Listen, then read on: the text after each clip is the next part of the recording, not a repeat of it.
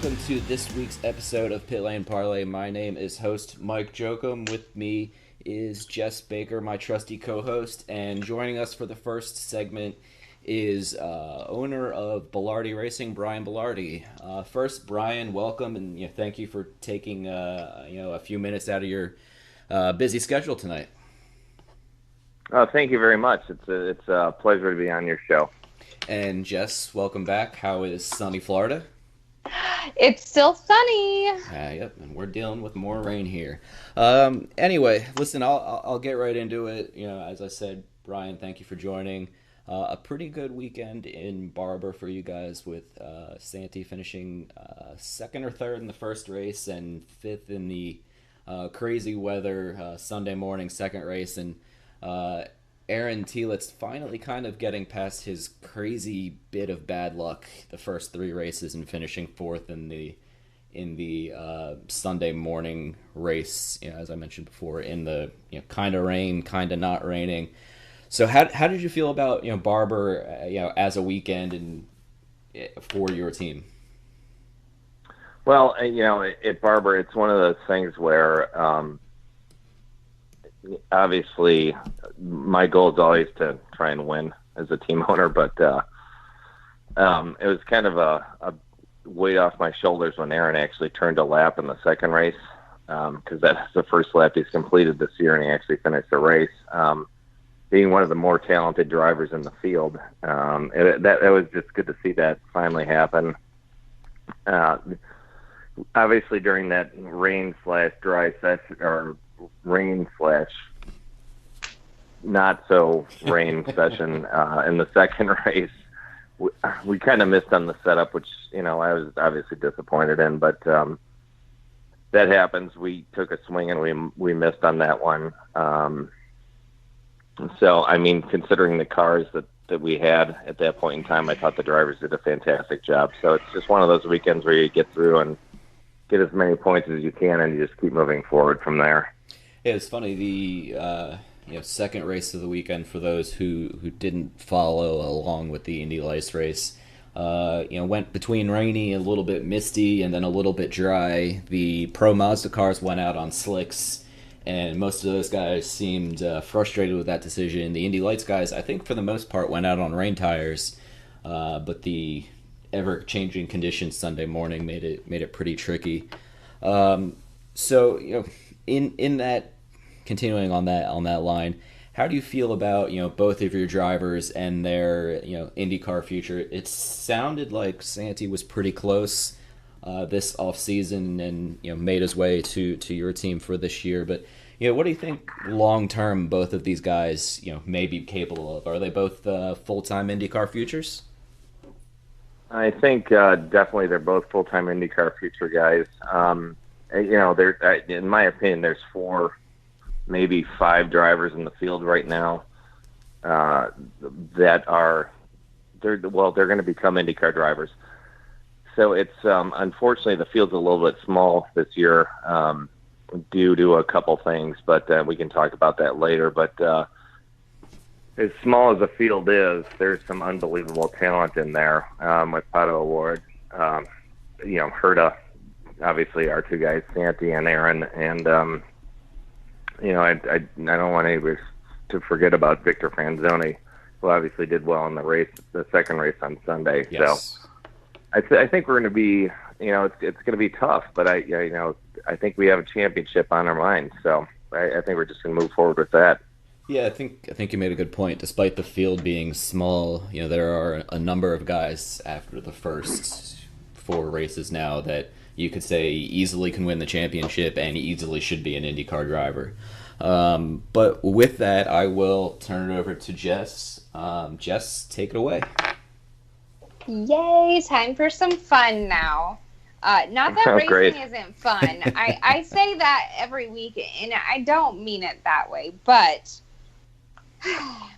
I don't know if you've listened to us, but I have this one question that I tend to open with for everyone, and then after that I just kind of go completely off the wall.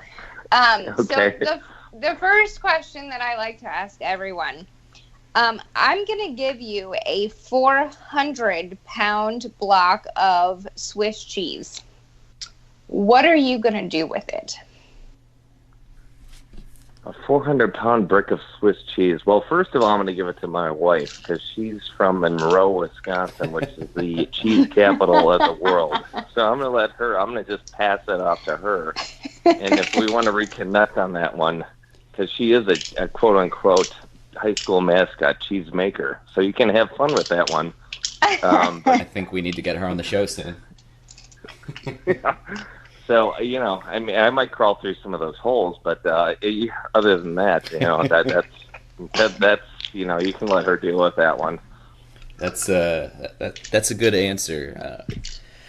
Let's see here. Switching gears slightly from Indy Lights more to IndyCar, your partnership with AJ Foyt and Bird Racing for James Davison's Indy 500 entries. We had David Bird on a few weeks ago, and he touched on it briefly. But in your eyes, how did that whole process come about? And what do you think about your chances come Indy 500 weekend? Well, it actually all started last year, last summer in particular. David and I were communicating with each other, and we finally met up at Mid-Ohio.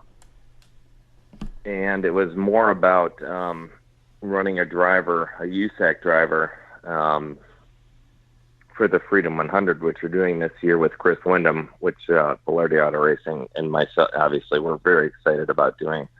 He's a superstar in that series, but so David and I we were just having a conversation talking about, and it wasn't Chris at the time, but we were just talking about a driver for the Freedom 100, and the conversation had all of a sudden David brought up the fact that, what do you think about the Indy 500? It kind of raised my eyebrows a little bit. And I knew that he had been speaking with James Davison, which obviously performed very well for a while at the Indy 500 last year. And I've spoken with James for the past couple of years, trying to put something together. So a couple of months went by, and soon all of a sudden this really started happening. I've had opportunities in the past to do the 500, but it just didn't feel right to me. Sure. But partnering with David, which obviously is Jonathan Bird's Racing, and AJ Foyt Racing, which is a phenomenal, legendary team, I think it became very real, and it's exciting for me. I mean, I'd be lying to you if I told you I wasn't nervous, but I think we have a good a shot as anybody right now. Yeah, I think especially with Davison, who's such an aggressive driver, you guys should be in good hands come race day. Real quick before I let Jess take it over again, in that same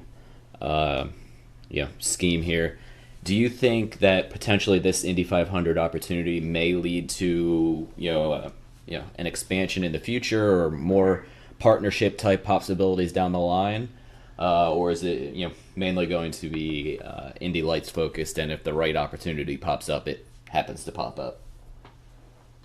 No, I think it's a great opportunity, and I'm very happy that it's happening.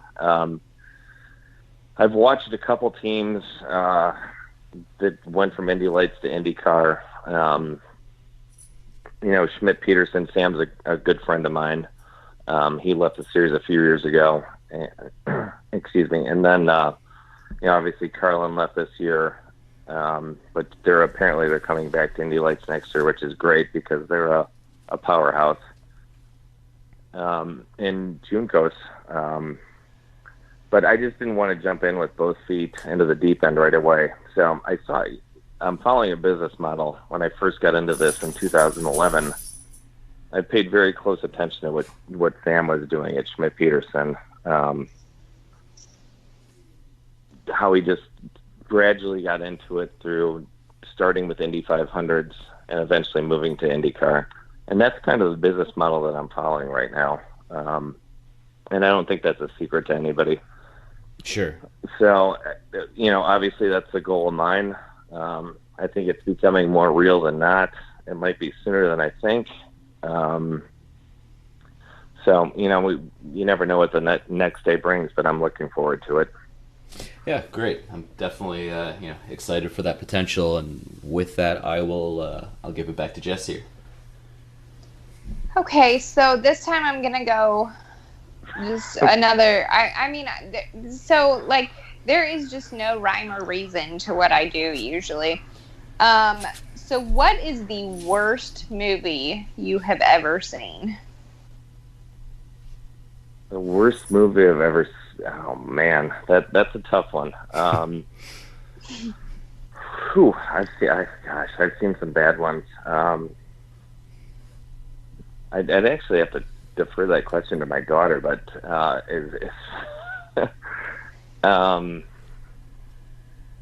actually can't give you an answer on that one because they're racing through my mind right now.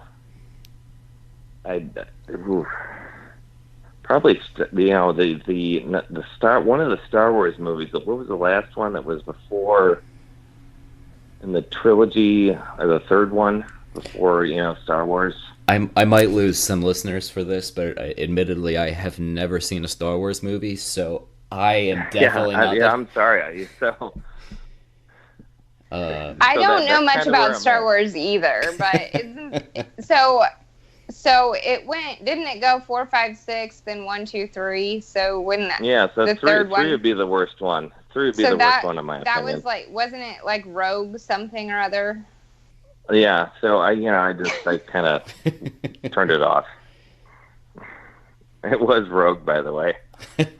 Rogue One, is that it? I'm looking it up here as we chat. I knew it was Rogue something. I don't know. Yeah. So we definitely.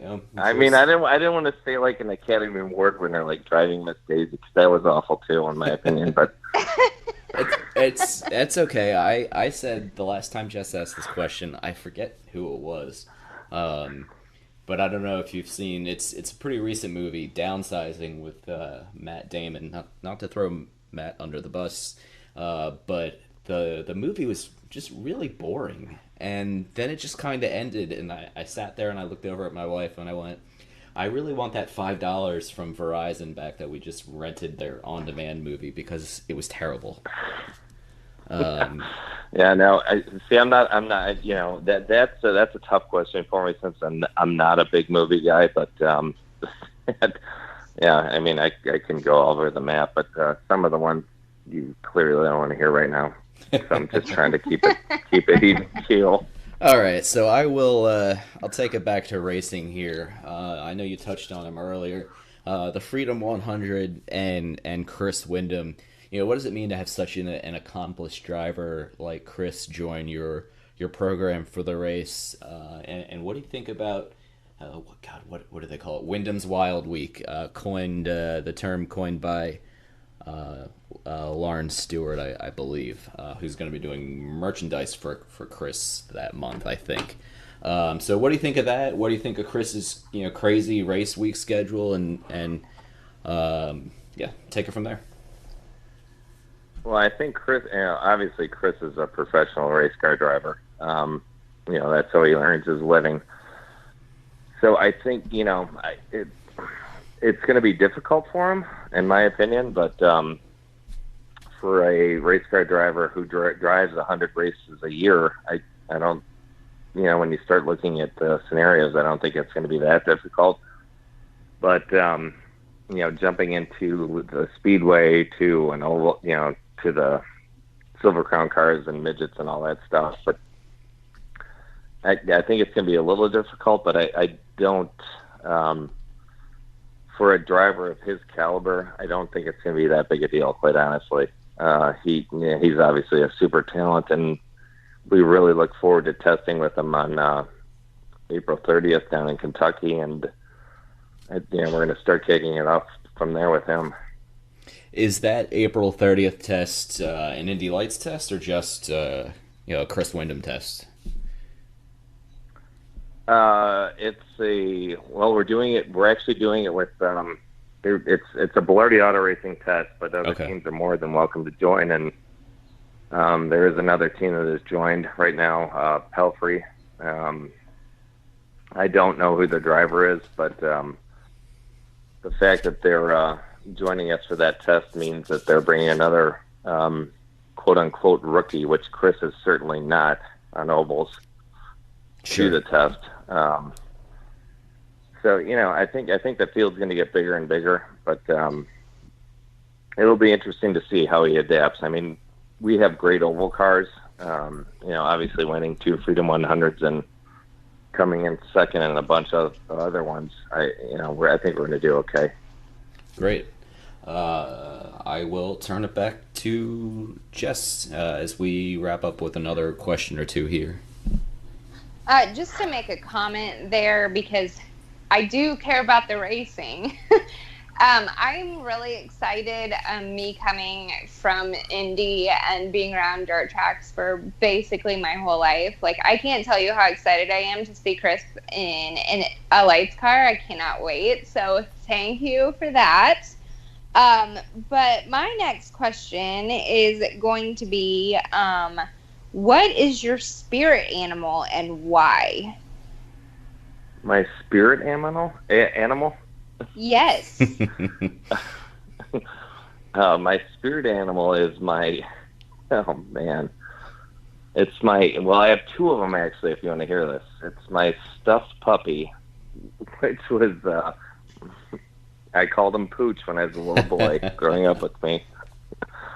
And the real one was my black lab Marley, who recently passed away.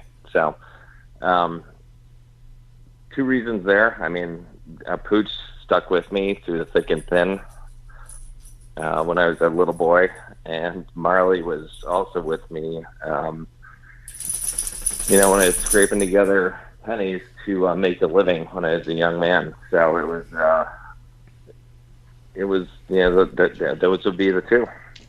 That is absolutely fantastic. I love it. Yes, me too. Ironically, I just tweeted out a picture of my dog staring at me like a creeper as we talk here. Nope, he's making noises at us now. So I will, finish off with one more racing question and let Jess. My daughter just brought in my daughter, just not to interrupt, but my daughter just brought in Pooch, which is he's still hanging out. So it's my daughter's dog, my daughter's stuffed animal now. Yeah, I think that's great. Obviously, we're big animal people here. I think we talk about it pretty much every week, even when we don't have a guest on. And our dog here sits right next to me every episode, I think. And every once in a while, you hear him, especially if something's rustling outside, which is always funny. But I never edit that out. I want it to feel authentic and. Not that we're trapped in some tiny little windowless studio. So, Mr. Jerry gets a front row seat to all of our interviews before everybody listening. So, I think I just put that in my tweet. I can't remember already. Back to racing here for those that are probably going, what the heck is he talking about right now? Yeah, right. They're talking about stuffed animals. Out of the 16 or 17 IndyCar tracks, that are on the schedule this year, there's a handful that Indy Lights doesn't go to.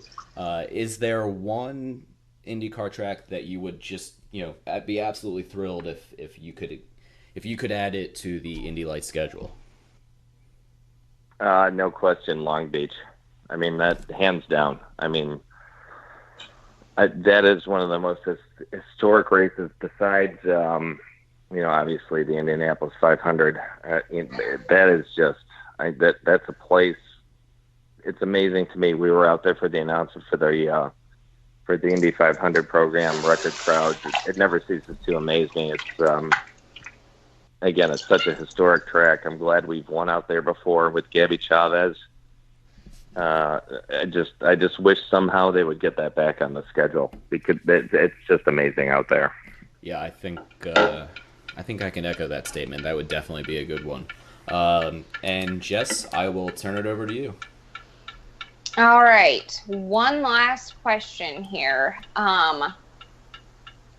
If you could travel to any race in the world, be it something you've been to before or not, what is like your one bucket list item that is not the Indianapolis 500?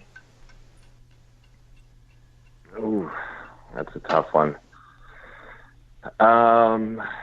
It would be between two. It would either be IndyCar is out of it, right? No, you can put it can be any race you want.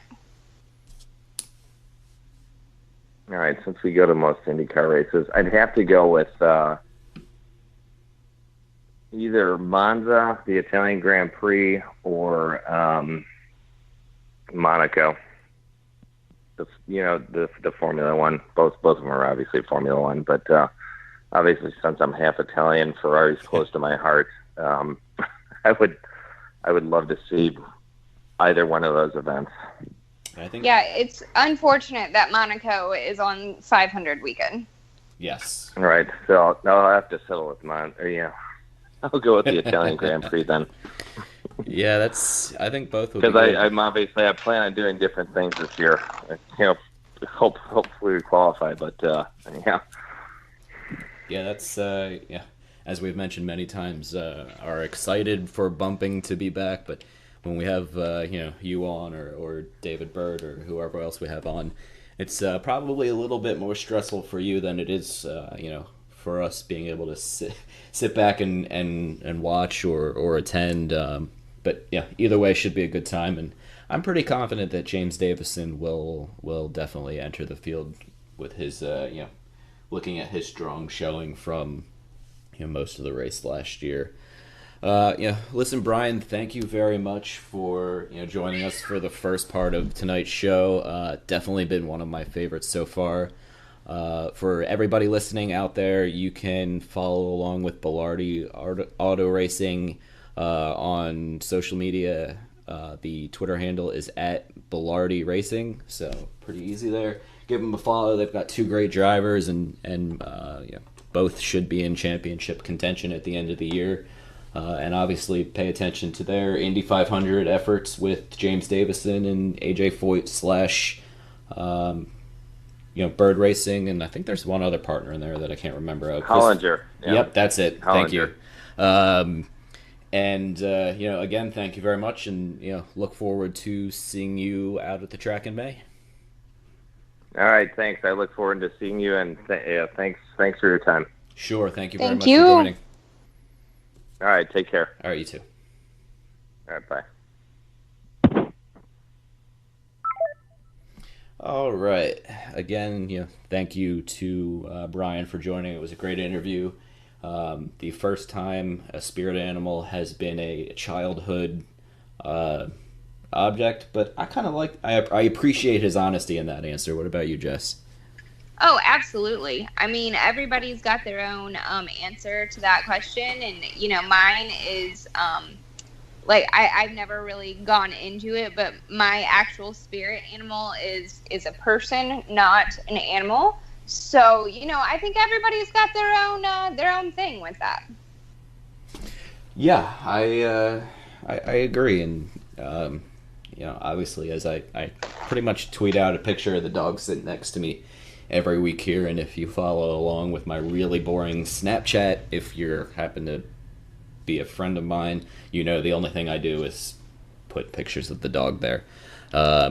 Moving on to current stuff, tons to talk about from the Barber race and the upcoming tests at Indianapolis next week. I don't even know where to start with Barber. It was first off, my first time being down at the track, and it is an absolutely beautiful facility. Really top notch. Weather was great Friday and Saturday. The one, I guess, kind of Friday and Saturday note I'll make, I was going to make it my pitfall up until I'm not going to give it away. But I was disappointed in Max Chilton's Saturday or Friday comments. He was docked 10 minutes of practice time, similar to Newgarden at Long Beach, I believe, for missing or being late for the mandatory weigh-in. Max, it's in the rule book. They're following the rule book, and if they're going to penalize the series champion, they're definitely going to penalize you. Really, no point in wanting there other than show up on time. I'll just leave it at that. I know that kind of slipped under the radar for the most part, and jump into what was a crazy and rainy first 22 or 23 laps. We have a guest joining us for this next segment here. Do you believe they should have red flagged it? I know some drivers said, listen, if we kept running, we might have been able to keep those, rivers from forming on the track, or do you agree with IndyCar's call to, red flag it and hold it off until Monday? I think that they did the right thing. I think that it would have been just a cluster. I don't think that, there would have been very many cars that finished, let alone finished in whole pieces, and it just wasn't worth it. I mean, honestly, I don't think it's worth, putting the guys in jeopardy, for, a show. I mean, I know they do it anyways, but there's no need to add increased risk. Yeah, especially once you saw that restart where Newgarden almost lost it. Bourdais got way out of line to avoid anything so he could see, and also, then power spinning out and hitting the wall. I agree it was the right decision, which brings us to probably the most contentious topic of the weekend, Sunday night. IndyCar made, after a couple hour debate, made the decision to allow teams to refuel cars or make setup changes, with the exception being, obviously, Will Power's damaged car. It was kind of sort of impounded, but it was impounded with the asterisk that the team could have everything, parts-wise, ready to go in order to minimize downtime on Sunday. I know a lot of people hated it. I think, I ran a Twitter poll on Sunday, and about 85% of the people who voted hated it. Before I get to my thoughts, and I scrolled through IndyCar's rulebook this evening before we got on air here to look at what it says, Jess, I will turn it over to you for your opinion. That's a tough call. I mean, honestly, I get why they did it. It is, correct me if I'm wrong, it is in the rule book that they would impound that car, correct? I mean, it wasn't just like fly by the seat of their pants. They decided that, we're just going to impound his car. Yes, the one thing to note is Will Power's car was not retired from the race, so as soon as the red flag was done, he could work on it. The biggest problem is the track itself, in a way, in that there are no permanent garages at Barber for cars to be impounded at, so they had to go back in the hauler. So after a 3 or 4 hour meeting, I think, Jay Fry and co. decided, let's open it up. Let's give these guys a chance, because the weather is going to be, or what they thought was going to be, vastly different on Monday.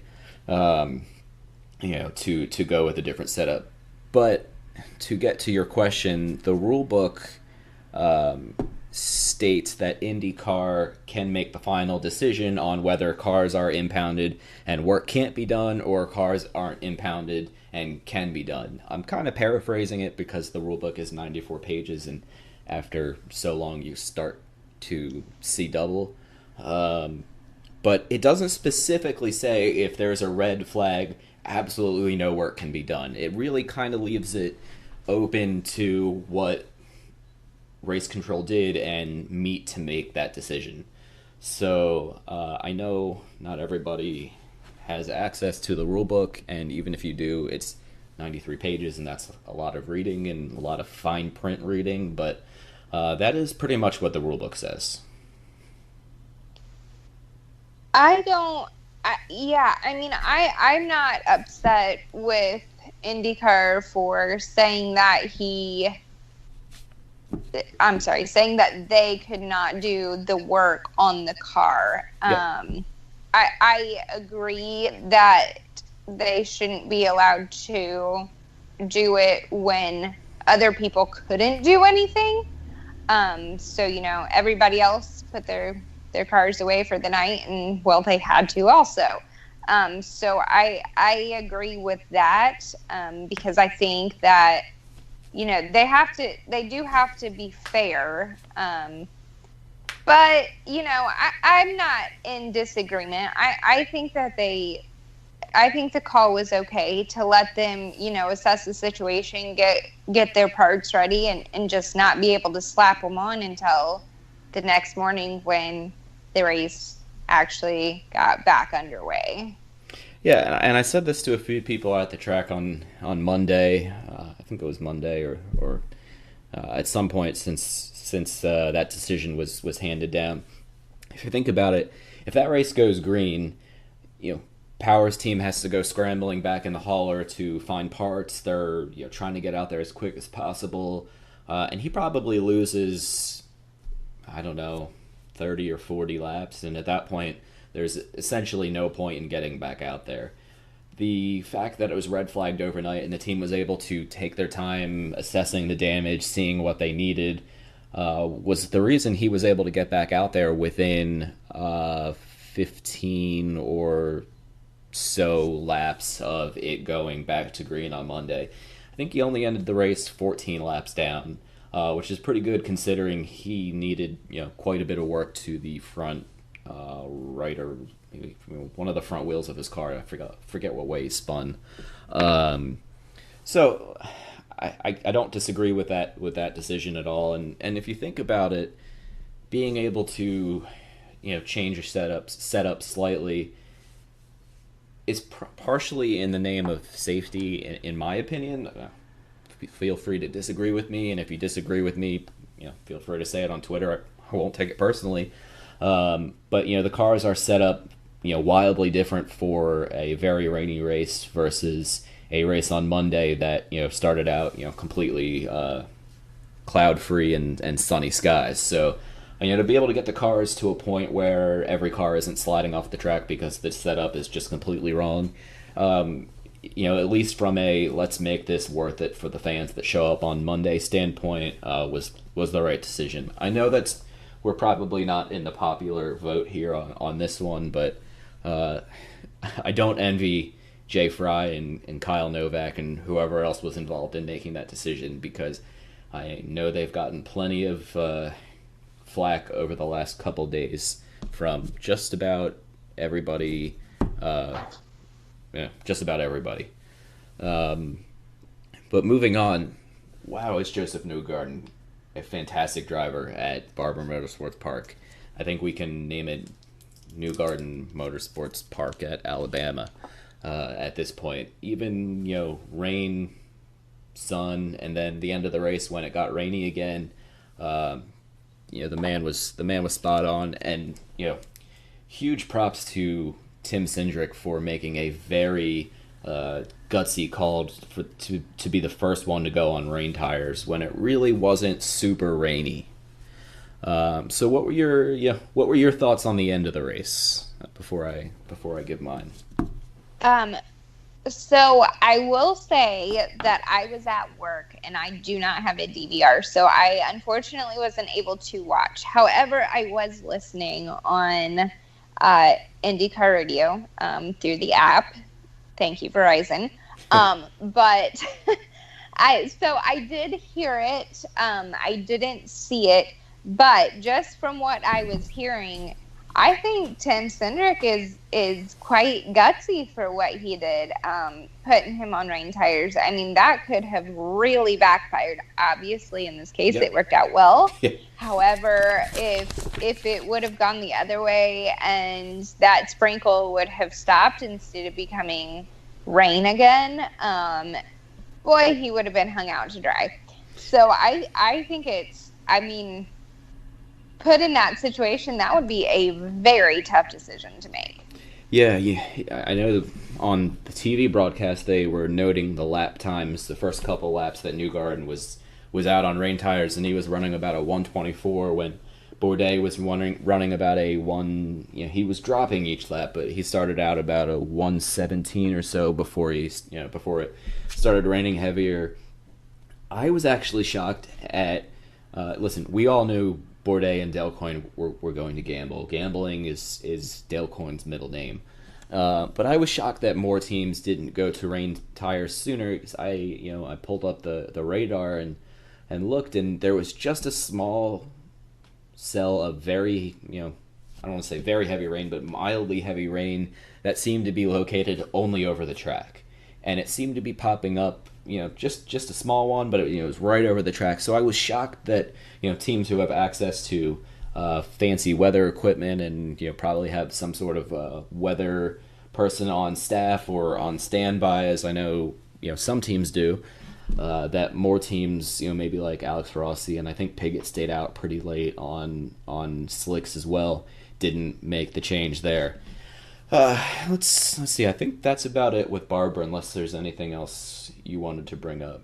I'll save my last bit of Barber discussion for this week's pitfall. Oh, I'm sorry. Yeah, Go ahead. I got excited. I'm sorry. There were two incidents in Barber that I wanted to bring up. I don't know if one of these is going to be your pitfall. So if it is, I'm sorry, and feel free to stop me and we'll save it. First is Clam DeMello and Piggott. Now that was on Monday, Jess, so you probably didn't see it unless you saw the Instagram clip that IndyCar posted. Yep, that's all I saw. I didn't see the lead up or anything like that. That's pretty much all I was able to see as well. But I've watched it probably about 50 times. I'm not really sure what Clam DeMello was trying to do. I don't think, I think Piggott clearly had the inside line there. Piggott was on the lead lap, and for Clam DeMello to turn down like that, I don't think he was. I think it was just a rookie mistake in being too aggressive and, in a spot where he probably should have backed off and may have saved himself some time on the track if he hadn't done that. Not that somehow neither of them haven't had any major damage, but really where it gets interesting is Marco calling Clam DeMello an idiot in the Instagram comments, which is always a great place to read if you're bored and want to read IndyCar comments, is on Instagram. Because, listen, I get it. Clam DeMello's 2 laps down. Andretti or anybody, I'm surprised Piggott didn't say something, but he's a pretty even-mannered dude. You're 2 laps down, you probably shouldn't be racing that hard like that. But Clam DeMello pretty much saying, "Come at me, bro."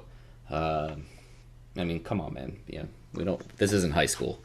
But then again, Marco commenting on that probably didn't need to be done either. Which brings us to the more interesting argument, and just feel free to stop me if I'm about to ruin your pitfall here.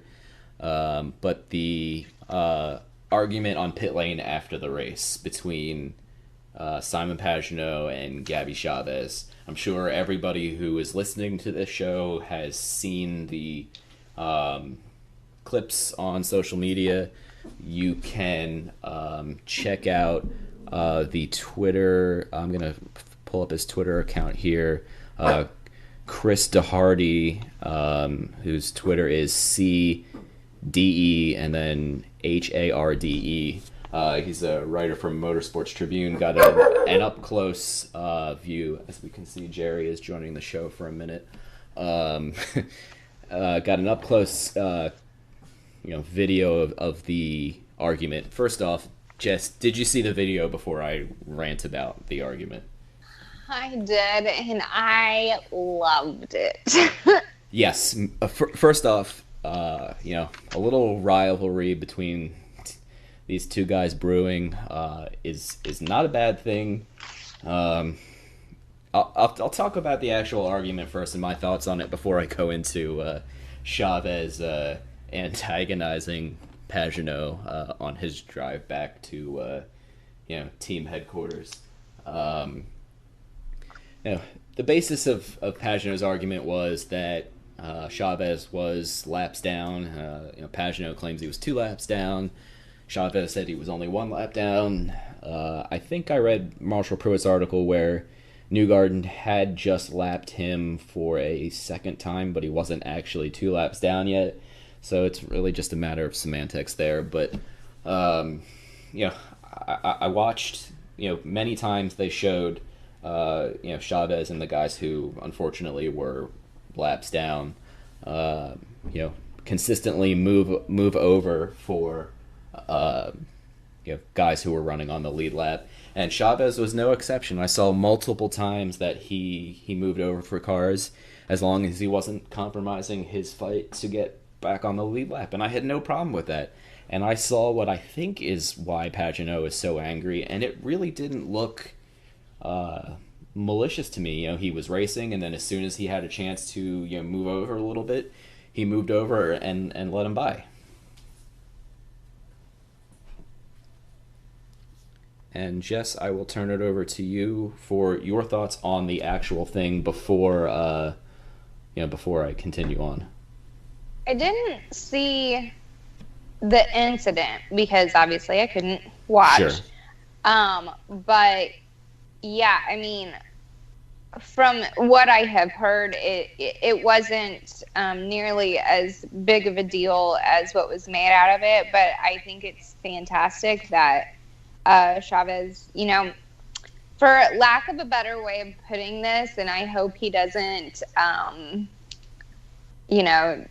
hold this against me, but man, he showed some attitude for the first time, and I think he gained a lot of fans.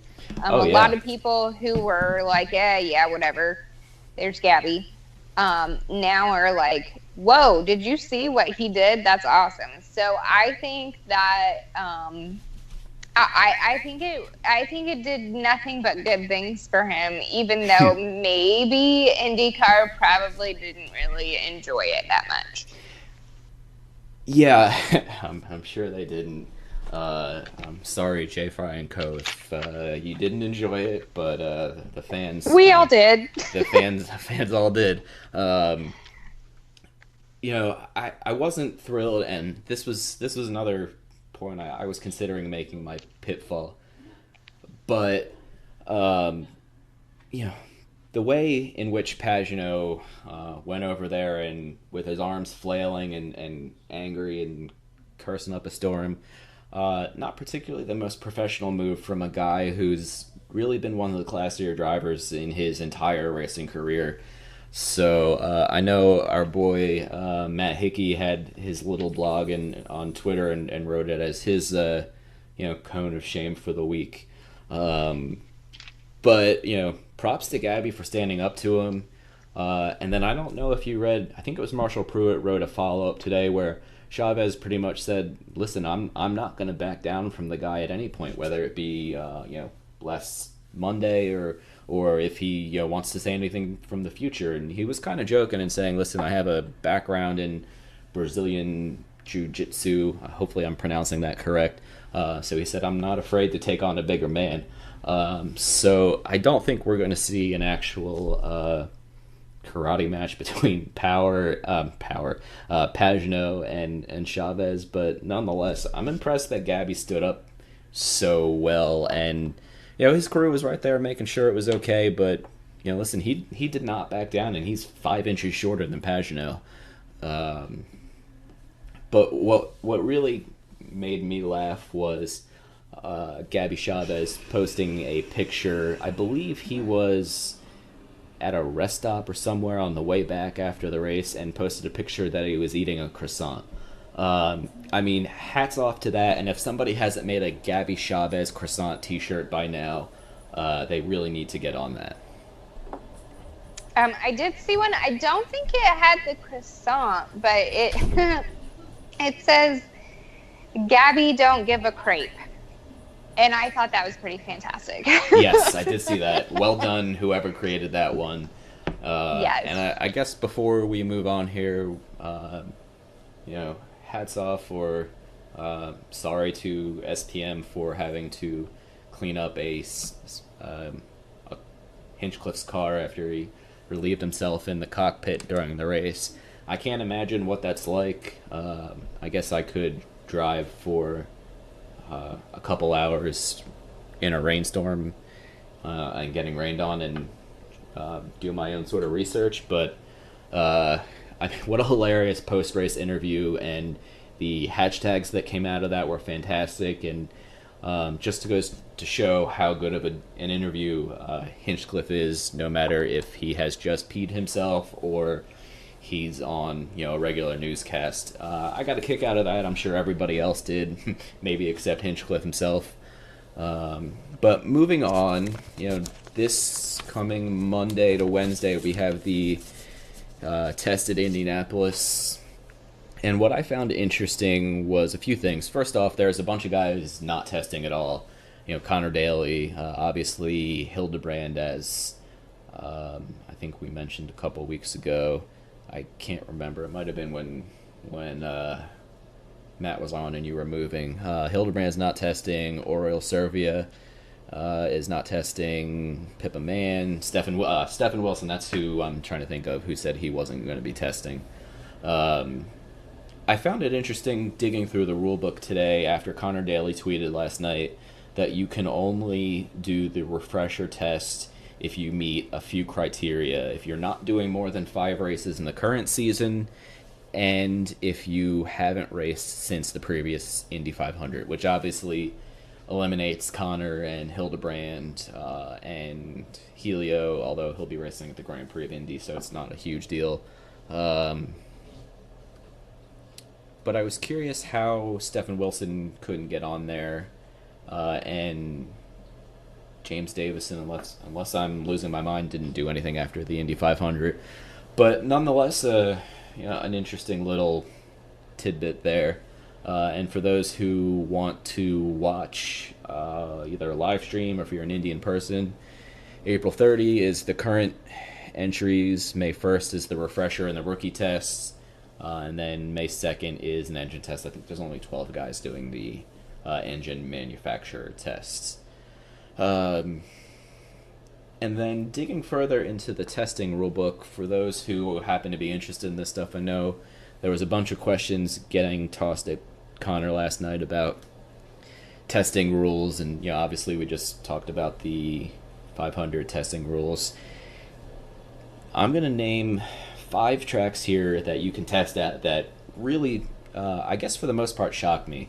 You can, if an IndyCar team wants to do a team test day, they can still test at Kentucky, Chicagoland, which many of us would still like to see back on the schedule. The unfortunate New Orleans Motorsports Park, which lasted 1 year. I'm surprised they still even have that on the schedule. Homestead, and then probably the biggest surprise to me was Circuit of the Americas as a potential test. And I think the 1, 2, 3, 4, 5 tracks I just mentioned, I don't think any IndyCar teams have tested that in the last couple of years. Obviously, as you heard in the beginning of the episode, Belardi and another Indy Lights team, Team Pelfrey, are going to test at Kentucky, which is pretty cool. So, one of those is going to have some sort of open wheel car on it soon. But unless, Jess, I missed something in the last handful of years, I don't think Kentucky, Chicagoland, and Homestead have had any oval testing. Am I right? Am I wrong? Not unless it was like a private test that wasn't publicized at all. Sure. I feel like somebody did a private test at Kentucky maybe like 2 years ago, but I honestly cannot put who it was testing team wise or driver wise. But I'm relatively sure that one has been used within the last couple of years. The other ones, as far as I'm aware, no. But yeah, I mean, those are great tracks, minus NOLA, of course. Yeah. I mean, that had the potential to be a good track. We'll put it that way. Yeah, But it's unfortunate that they never went back there. I mean, I get it. But it looked like a cool track to run a race at, if not for the miserable weather. It was definitely one of the more boring IndyCar races I can remember watching in the last handful of years. But I think, on a decent weather day, it had potential, but then again, I could be wrong. So to all the listeners out there, if you can remember if any team or has tested at Kentucky, Chicagoland, Homestead, or Circuit Americas, which I'm almost positive is a definite no, unless it was super secret private. Please hit us up on social media at Pitlane Parlay, and I'll give you guys a shout out on the next episode. So moving on from testing, let's see, what else do we have here? I'm going to put you on the spot, Jess, as we kind of wrap it up. We're through 4 races a year, so we're at the 25% mark, pretty much, even though there's 17 races. The biggest surprise to you this year has been, and then the biggest disappointment. I'll start with my biggest surprise, and I'm going to go with Schmidt-Peterson Motorsports as a whole. Obviously, Robert Wickens has blown everybody away. But Schmidt-Peterson, revamping their entire engineering staff and then having, a pretty rough off-season testing for the most part. I thought they would be, competitive, but not nearly as competitive as they've been. They're, competing for race wins pretty much in all 4 races so far. So I'll go with that as my big surprise and turn it over to you for yours. I'm going to go with...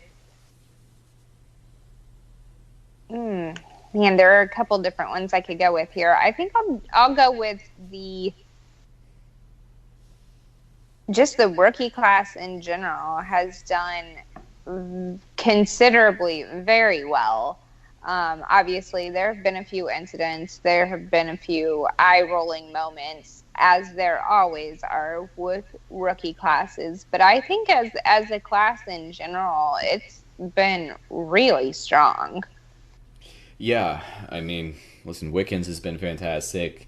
Zach Veach had a great weekend at Barber, ruined by the fact he couldn't make any in-car adjustments after the green flag.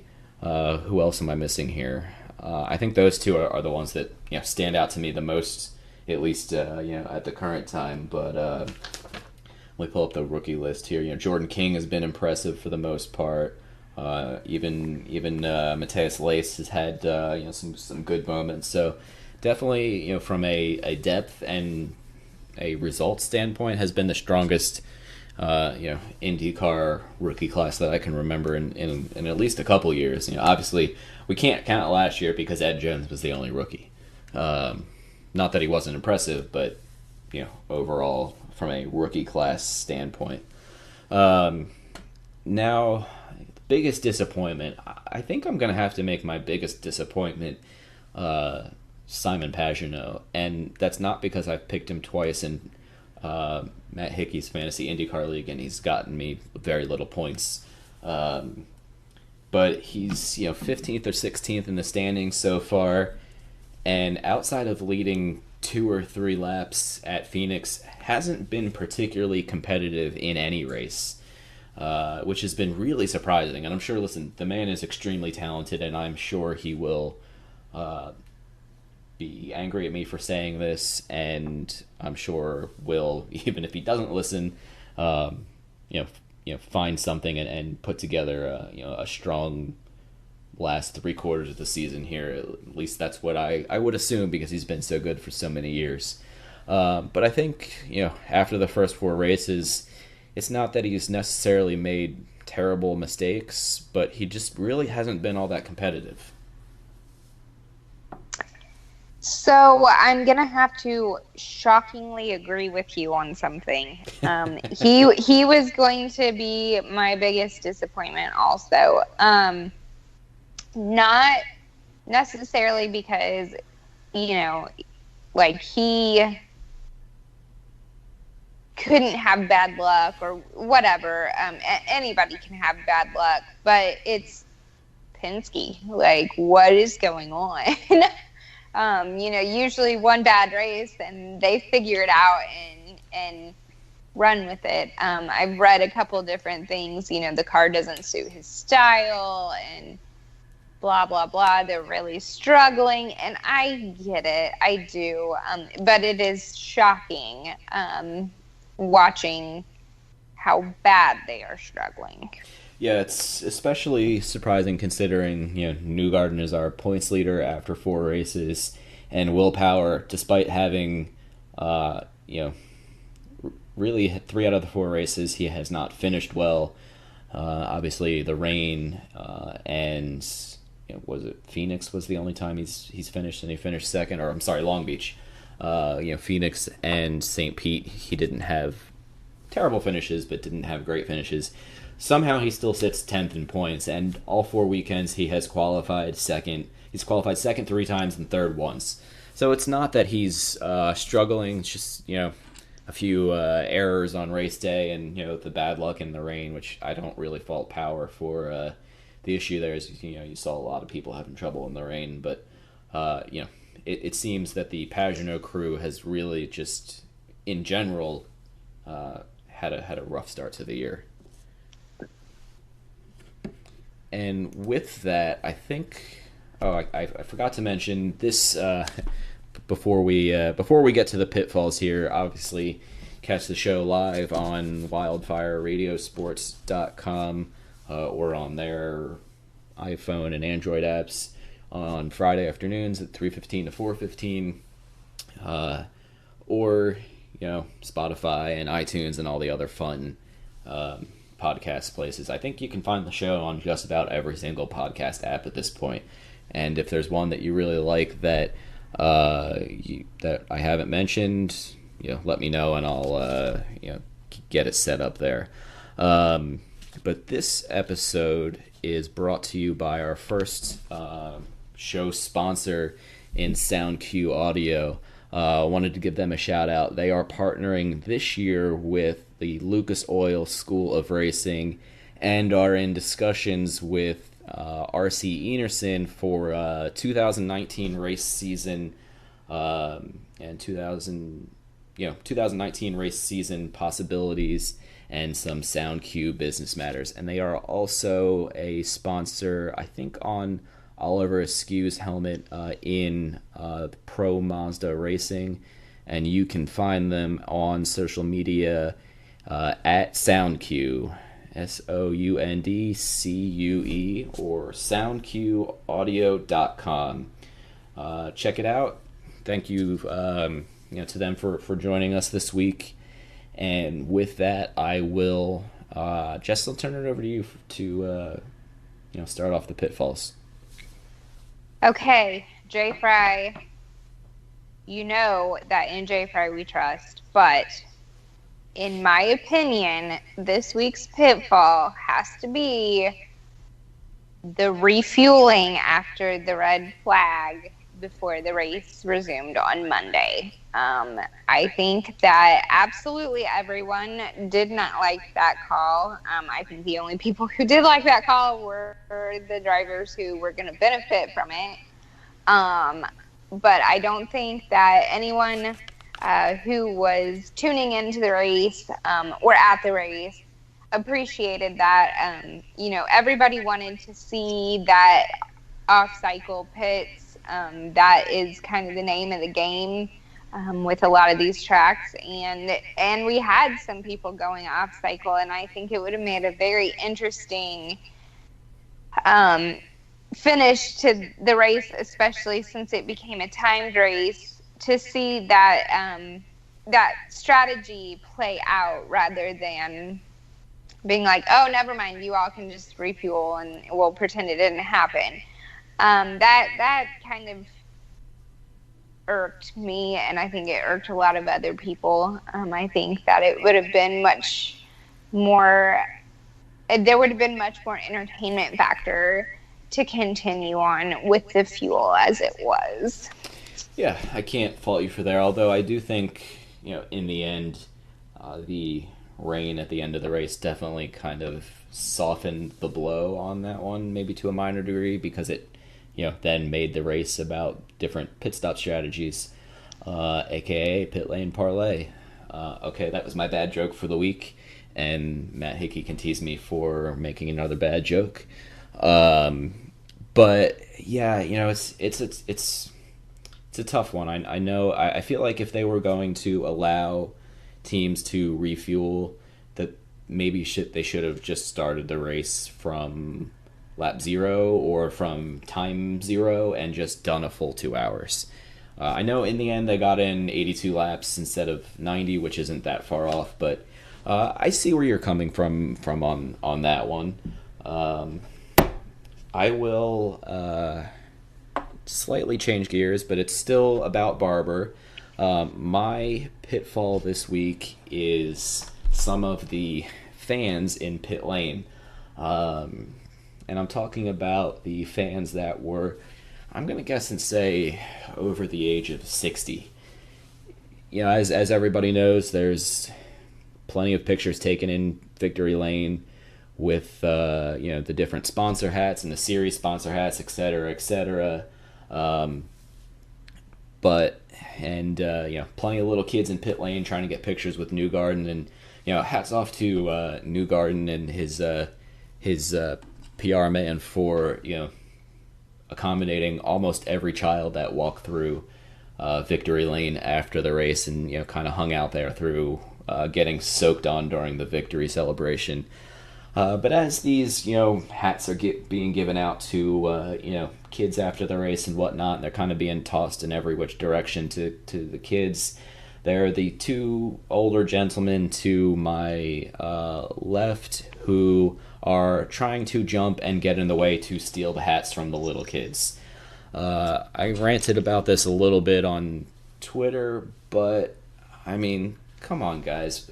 Even, from a general, wanting IndyCar to do well, the best way for IndyCar to, continue to grow is to get young fans. And Newgarden is one of the best at doing that by talking to these kids, autographing the hats, throwing everybody hats. And who wants to ruin a child's day by jumping in the way and stealing a hat? Not something I was particularly thrilled with. I don't think they were either. So not a good look. And in the end, all of the kids, I'm pretty sure, got their hats. But I don't know if anybody has any differing opinions on that one. But I think everybody should know, and everybody knows, that the way for IndyCar to continue to grow is to get these younger millennials and younger children following IndyCar. Yeah, I can't disagree with you at all. I have been in similar situations, and it's just honestly kind of sad. But I will say this, and this is not defending them, so please don't take it that way, but I think that people truly just kind of lose their minds in those situations. Like, they're not thinking about anything other than, oh, look, a hat. Like, they're not thinking about, oh, that hat is for that kid behind me or whatever. They're just like, so focused on the moment that maybe they just totally have forgotten the world around them. But yeah, I think that happens way more often than it should, and not just in IndyCar. It happens all the time. All different sports or concerts, just all kinds of stuff. Yeah, I know. I've been around enough concerts to see the same thing, and every time I just shake my head. But I'll just leave it at that. Jess, is there anything else you want? I guess we can finally retire.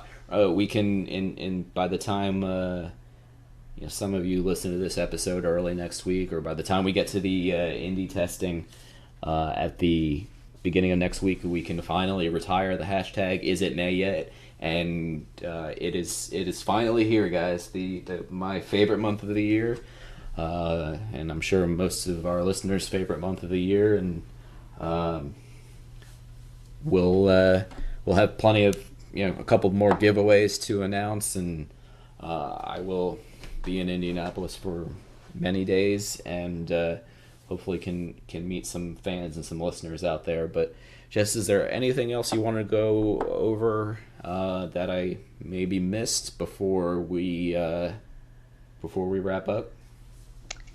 No, I think we got it all this week. Yeah, this is our longest episode to date, so thank you to everybody who continues to tune in. And by the time we record our next episode, it will definitely be May. And with that, I'll keep our next guest a secret, but I'm sure everybody's going to be very excited by our next guest, either next week or the week after. Jess, I will let you sign it off. And guys, keep your lug nuts tight.